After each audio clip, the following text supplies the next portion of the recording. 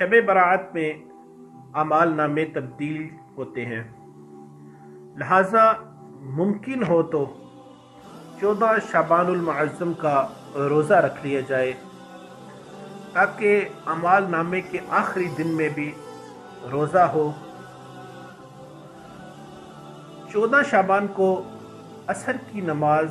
با جماعت ادا کر کے وہیں پہ نفلی اعتکاف کر لیا جائے اور نماز مغرب کے انتظار کی نیت سے مسجد میں ٹھہرا جائے تاکہ اعمال نامہ تبدیل ہونے کے آخری لمحات میں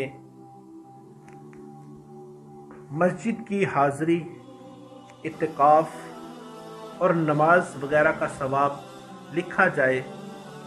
بلکہ ممکن ہو تو ساری رات ہی اللہ کی عبادت میں گزار دی جائے۔